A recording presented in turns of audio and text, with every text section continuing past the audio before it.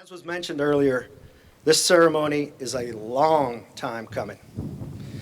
We had to postpone it 2 years ago this month due to, guess what, that pandemic. Nevertheless, it was important for us to dedicate and share a glimpse of this facility with the community as soon as we possibly could and as safely as we possibly could. And we felt that today was the day. If you haven't been to this campus in a few years, you may not even recognize it. And a little commercial, we're not done yet, so hang on tight. For those of you who may not know, it's no longer called the East Campus, first of all. Anybody not know that? We're no longer East. This is now the Heritage Campus. And the former West Campus is now the Windward Campus. Our soon-to-be-completed third campus is the Oso Creek Campus. So remember that. The new names, along with this new logo, were part of the college's rebranding process that was completed last year. This is an exciting time for Del Mar's history. It truly, truly is. We're going through an unprecedented period of growth and renewal and transformation. You may even call it a renaissance of sorts, and that's very fitting for who we're talking about today. Construction and renovation projects happening across our campuses are modernizing the college and creating, again, a world-class learning environment for future generations of students. I love the term generations because it's passing it on into infinity. I love that term. This facility, the General Academic Music Building Phase 2, is among the first and largest projects of our recent transformation. Composed of 4 interconnected buildings, we affectionately call it Gamby because it's much easier to say.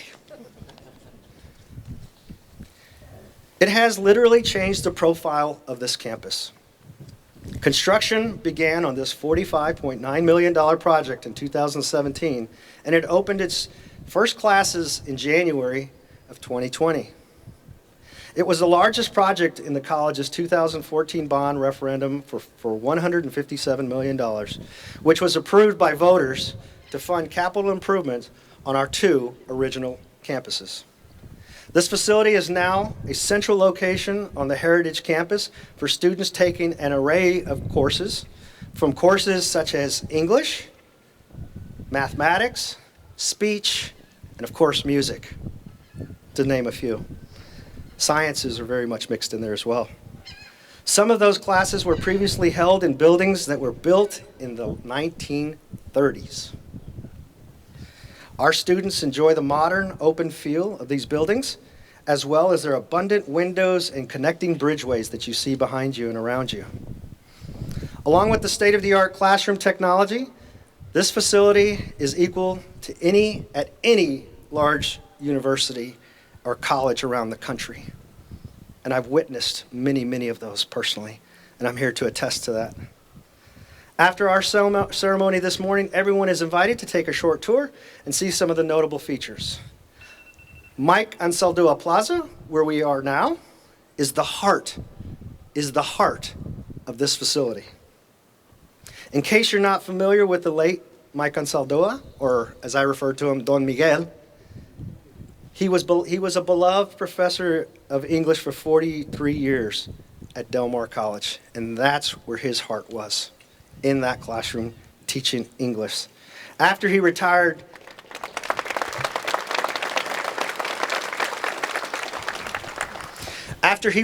in 2009, he was named Professor Emeritus of English. Mike left a profound impact on the students he taught and the people he worked with, like me. I worked for him. That's the way it worked. His passion for his students and the college inspired the creation of this plaza in his honor. It is my great privilege to represent Regents, both current and past, in welcoming you to this dedication ceremony today. Like Dr. Escamilla, we have been patiently waiting for 2 years to celebrate the completion of this wonderful facility and the Mike Anzaldúa Plaza.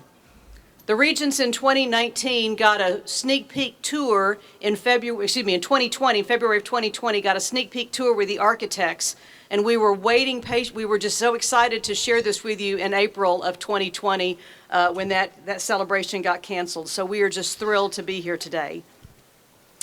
We've seen these buildings being constructed from the ground up, and I can tell you that this open, inviting design was well thought out and planned by some very talented professionals. Many of them are here today, and you've already previously been introduced to David and Elizabeth Chu Richter, but once again, I want to say thank you for this beautiful design and for what you did in creating this space for our students and faculty to learn and to teach. Thank you.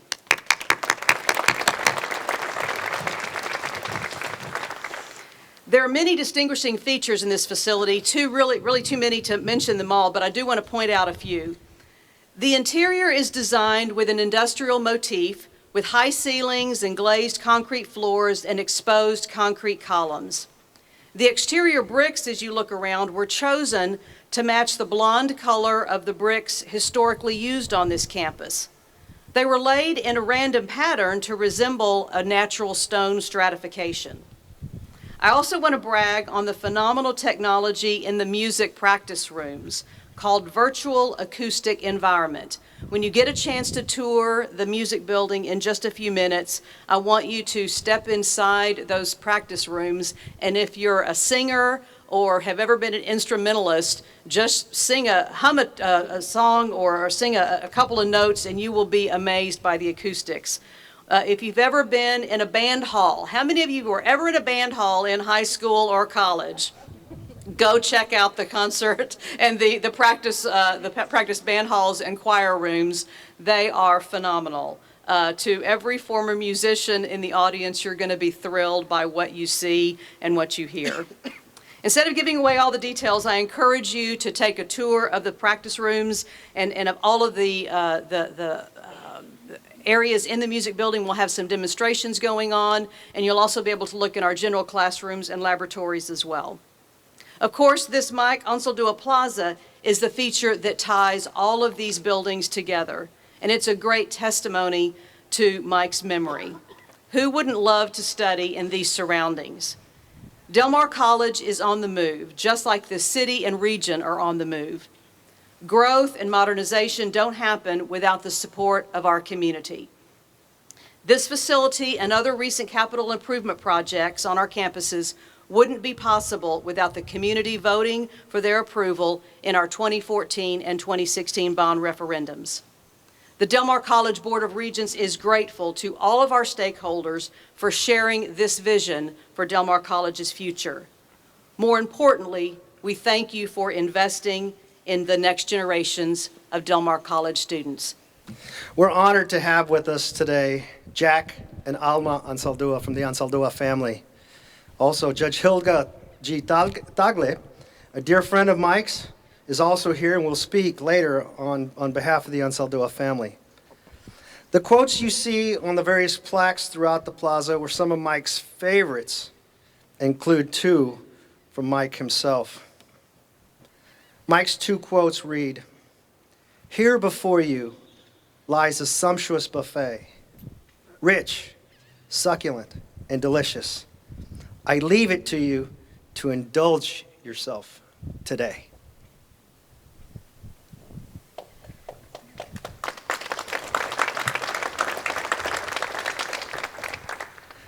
And the next one is one of my favorite.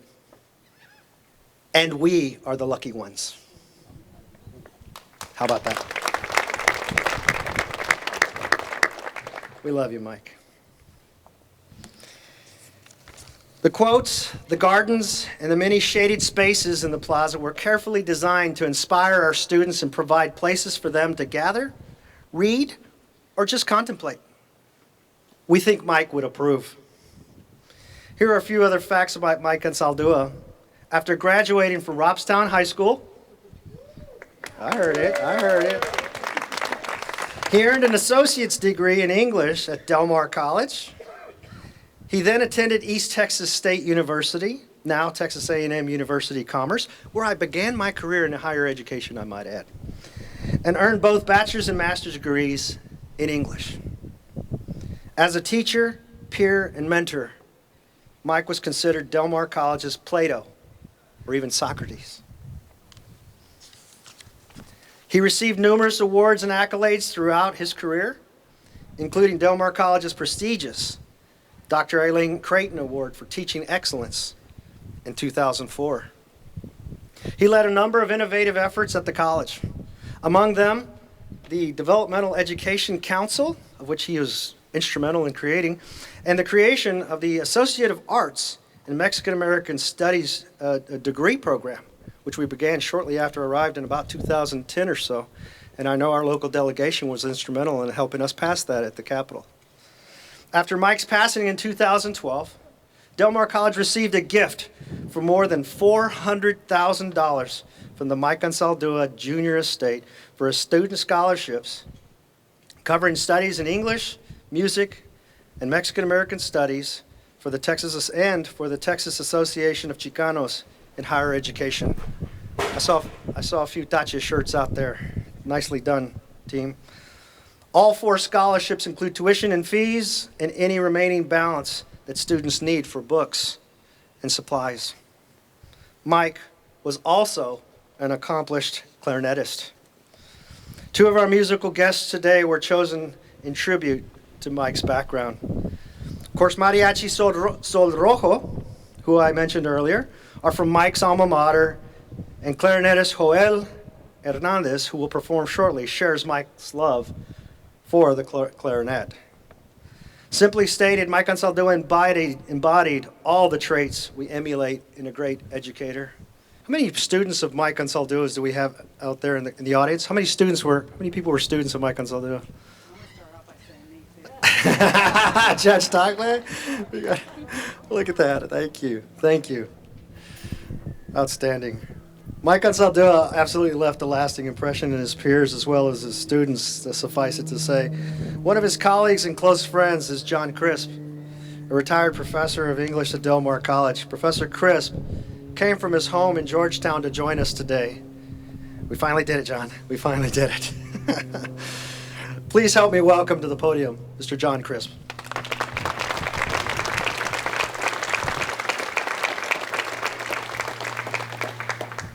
It's lovely to be back at Del Mar College. I imagine Mike Anzaldúa looking down today from English teacher heaven upon this assembly of family, friends, students, colleagues who have gathered to dedicate this beautiful plaza in his honor and in commemoration of his many contributions to the college. And I imagine him asking a question: what in the hell were y'all thinking? Because Mike was a modest, self-effacing man. He did not seek attention or public accolades. A lot of what he did for the college, he did in private.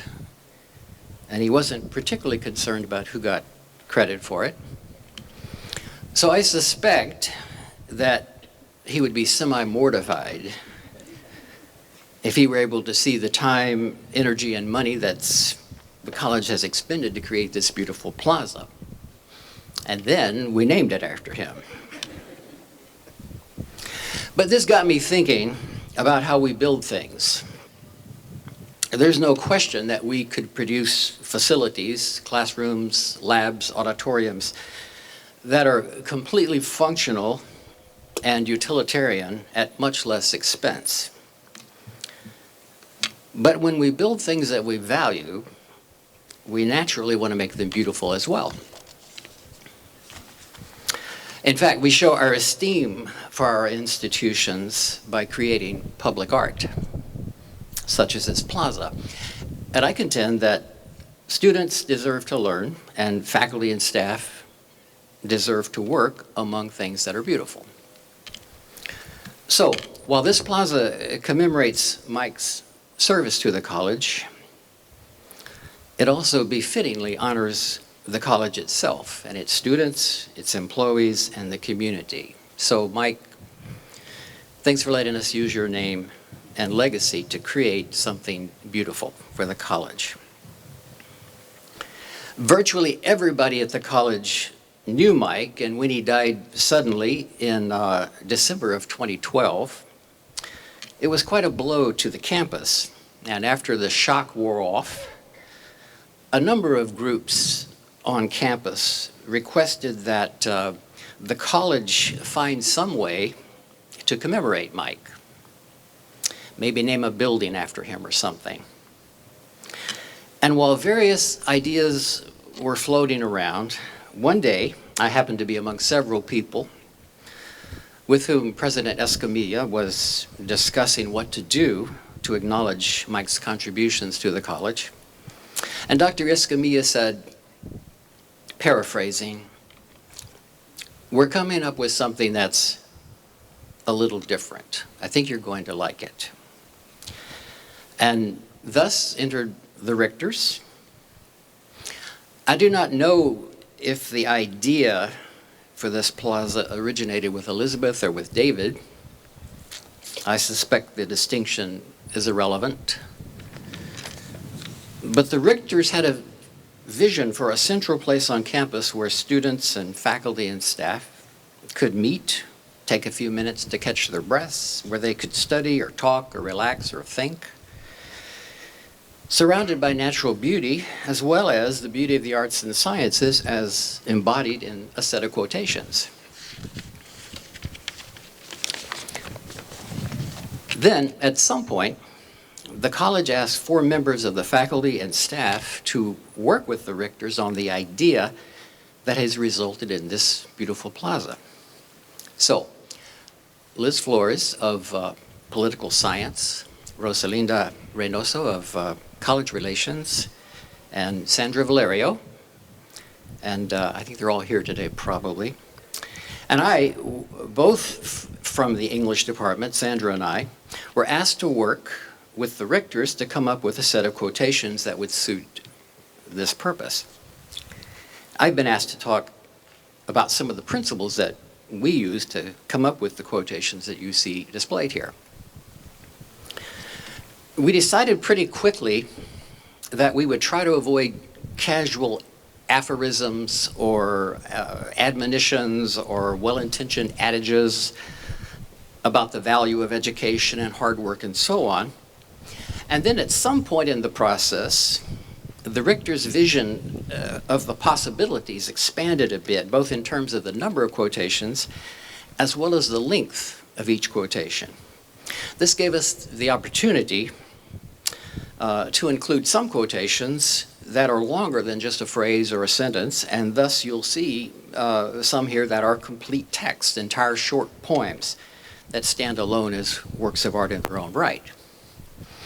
So the quotations are really not meant to admonish or educate, but we hope instead to provoke or amuse or puzzle or intrigue, or best of all, to be enjoyed and appreciated as works of art in their own right. We also made a positive decision not to include any identifying information about the writers beyond their names, both in an effort to maintain consistency with the clean efficiency of the design, but also hoping that the quotations themselves would stand alone, but not only stand alone, but might provoke students to, in coming years, turn to their phones and ask questions. Who was Dorothy Parker? Who was Langston Hughes? Who was Groucho Marx? So Liz, Rosalinda, Sandra, and I probably knew Mike about as well as anybody on campus did. And naturally, we thought in terms of quotations that would have some connection to Mike, or that would at least reflect his perspective and interests, even though we knew that these connections would be meaningless to each new cohort of students, and in almost no time, they would be lost on new faculty and staff who didn't know Mike. Still, it seemed like the right thing to do. Mike was an English teacher, a professor of literature, but he also had interests that ranged more widely. Thus, you'll see quotations here that reflect his interest in science, art, music, even math. Mike appreciated all these disciplines, but his true love was literature, especially Homer and Socrates, perhaps above all Cervantes, who are all represented here. Other quotations have a more direct connection to Mike. I remember Mike as he navigated some thorny divisional dilemma when he was dean,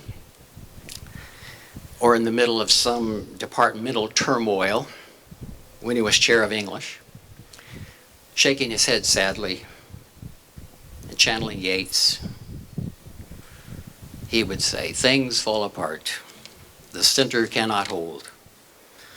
The best lack all conviction, and the worst are full of passionate intensity." You know how English teachers are. Sometimes out of nowhere, Mike, riffing on Montaigne, would say, "I want death to find me planting my cabbages, neither worrying about it nor the unfinished planting."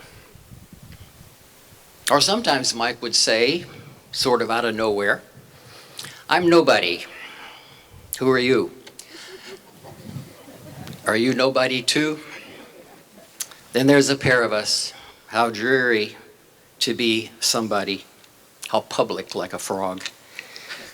To tell one's name, to tell one's name the livelong day to an admiring bog."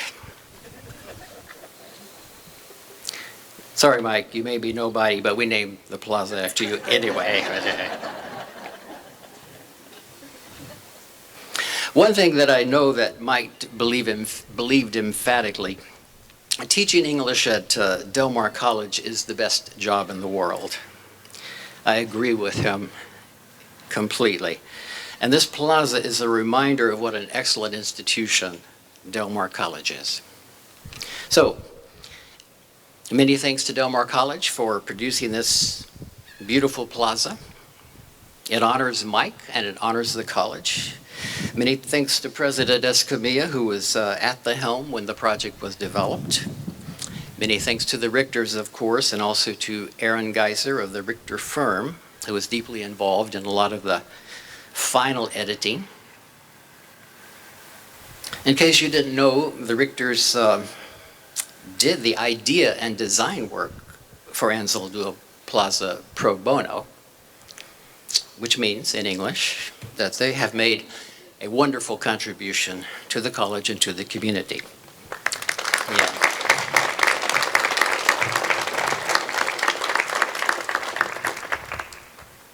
So, if Mike were here today, I think I know what he would say. Something like, "I'm slightly embarrassed by all the attention, but I'm very proud of the college. Enjoy the plaza.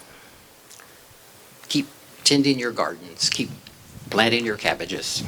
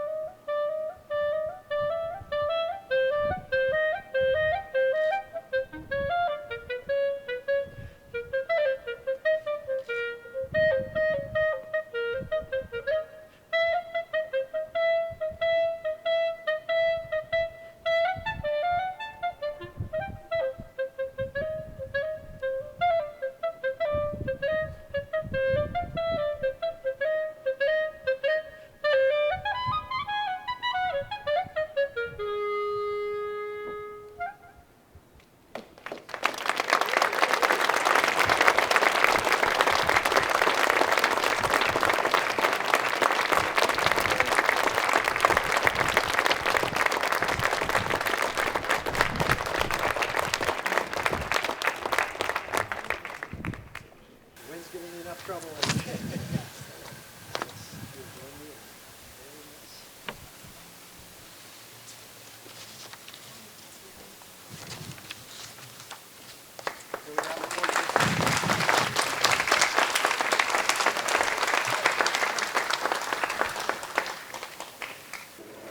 want to thank Mike's sister Della and her brother Jack and his brother Jack for allowing me to give the Anzaldúa family response to the dedication of the Mike Anzaldúa Plaza.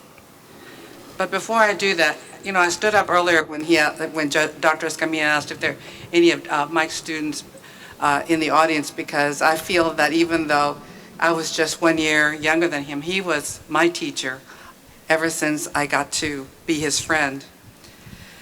But the Del Mar College Board of Regents is to be commended for honoring Mike, not only because he was a generous benefactor, but also because of the years he devoted to Del Mar College and his students.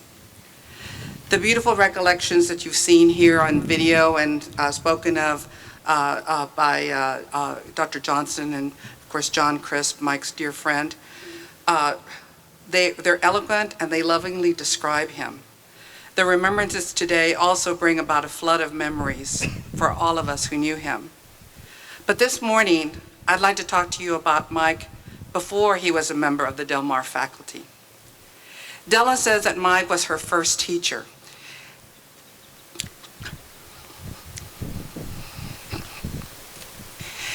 She recalls that when she was not quite 3 years old, and he only 15 months older, that's 15 months older, he was already encouraging her to believe in herself. She credits Mike for her college education. After high school graduation in 1965, she was adrift about what to do. Mike, who had just finished his freshman year here, told her, "Just give me 1 year at Del Mar, then you can decide if college is for you." His belief in her made her believe in herself. And she went on to finish college, her college education at East Texas State University after graduating from Del Mar. While still in high school, Mike was already an aspiring teacher at the Iglesia Cristiana in Robstown. As assistant director and later director of our tiny choir, it was his passion and patience which led us to believe that we could learn and perform Handel's Messiah, even though most of us had never studied music, me included. Mike was also a Sunday school teacher there. His reading of Edgar Allan Poe's The Telltale Heart to his class made such an impression on my then 11-year-old brother Jerry that he named one of his sons Mike. While most of us were trying to figure out our college major, Mike already knew he was going to teach at Del Mar. Della remembers Mike considered majoring in music, but that it was our beloved Del Mar professor, Catherine Evans, who persuaded him to major in English instead. And by the way, Mike was definitely a musician, first class. He was first chair in clarinet in UIL competition. But Mike was very proud of his cultural heritage too. That man loved to dance to Tejano Conjunto music. Della lovingly remembers Mike dancing up and down the hall of their home in Robstown with his mother, Mary, and grandmother, Flavia, to polkas playing on the radio. Some of you may remember, like me, Mike twirling around the floor at tache dances. He also loved mariachi music, what his nephew Jeffrey called hi, hi, hi music, that Della played at full throttle. It was so fitting that his gifts to Del Mar College reflect Mike's passion for education, music, and his heritage. On Mike's headstone at his grave is inscribed this phrase, "Socrates and cigarettes." I can just picture Mike sitting in this plaza smoking his cigarette like he was wont to do, and like Socrates is portrayed in Greek literature, having conversations with students, faculty, and staff about the mundane, the scholarly, or the divine. No less authority than Britannica.com says of Socrates that he devoted his life to how he and others could become good human beings, or as good as possible. Mike was a good human being, and his example encouraged all who knew him to want to be good human beings too, by making the best and highest use of their talents. The concept of the Mike Anzaldúa Plaza is brilliant. It is a testament to Mike's scholarship and the good human being he was. It will continue to inspire students and anyone fortunate to spend time here or even just walk through it. To paraphrase W.H. Auden, who said it best, Mike was our north, our south, our east, and west, and we are all the better for it. And the generations that follow will be too. Indeed, we are the lucky ones. I salute the Del Mar College Board of Regents for the beautiful way you have honored Mike Moses Anzaldúa Jr., the beloved son of Mike and Mary Anzaldúa, and the brother of Della and Jack. Thank you.